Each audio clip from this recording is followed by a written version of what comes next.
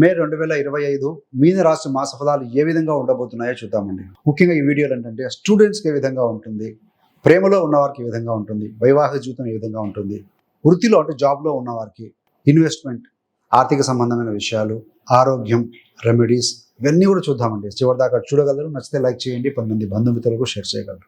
మరి స్టూడెంట్స్కి ఏ విధంగా ఉంటుంది, ముఖ్యంగా స్టూడెంట్స్కి ఏంటంటే చిన్న సూచన, డోంట్ వేస్ట్ టైం. సమయాన్ని వృధా చేయకండి.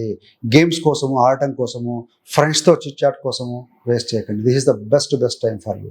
18 మే నుంచి మీకు ఇంట్లో కానీ సపోర్ట్ పెరుగుతుంది.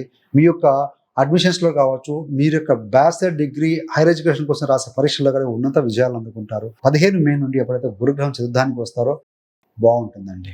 రాహు కూడా మీకు 18 నుంచి రాశిని వదిలి వెళ్ళిపోతారు కాబట్టి క్లారిటీ ఆఫ్ మైండ్తో ఉంటారు.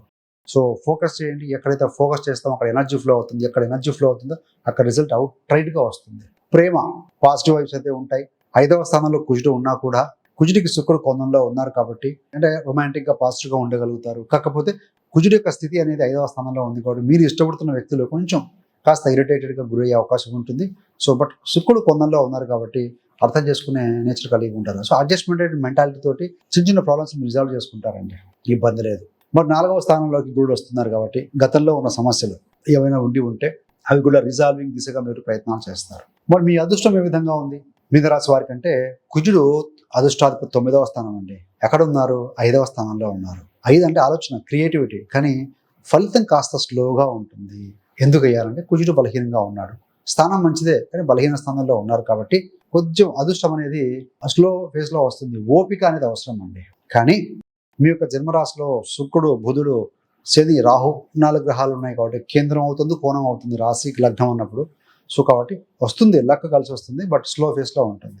మీ యొక్క ఇన్వెస్ట్మెంట్ విషయంలో జాగ్రత్త వహించాలి. ఇన్వెస్ట్మెంట్లో ఎక్స్పర్ట్స్ యొక్క సలహాల మేరకు మాత్రం ఇన్వెస్ట్ చేయగలిగితే మంచిదండి. మరి వృత్తిలో చూస్తే ఏ విధంగా ఉంటుందన్నప్పుడు వృత్తిలో మంచి మార్పులు వస్తాయి, రాబోతున్నాయి. గురుడు ఇంతకాలం కూడా 3వ స్థానంలో ఉండి 9ని 11 చూస్తూ ఉన్నారు. ఈ యొక్క 15 మే నుండి చతుర్థానికి వెళ్ళి దశమాన్ని చూస్తూ ఉంటారు, స్వస్థానం చూస్తూ ఉంటారు కాబట్టి మూల త్రికోణ రాశి అంటే ధనస్సు చూస్తూ ఉంటారు కాబట్టి మంచి మార్పులు వస్తాయి. ఎథికల్గా ఉంటారు, సిస్టమేటిక్గా పనిచేసుకుంటూ పోతూ ఉంటారు. జాబ్ లేని వారికి జాబ్ వస్తుందని కరాకంటిగా చెప్పొచ్చండి. శని యొక్క దృష్టి కూడా మీకు 10వ స్థానం మీద పడుతుంది. గురుడు యొక్క దృష్టి కూడా పడుతూ ఉంటుంది కూడా డబల్ ట్రాన్సిట్ అంటాం.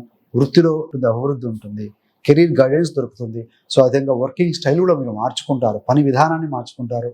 అద్భుతంగా మీ పనితీరు ఉంటుందని చెప్పాలి. మీన రాశి వారికి వ్యాపార విషయంలో ఏ విధంగా ఉంటుంది?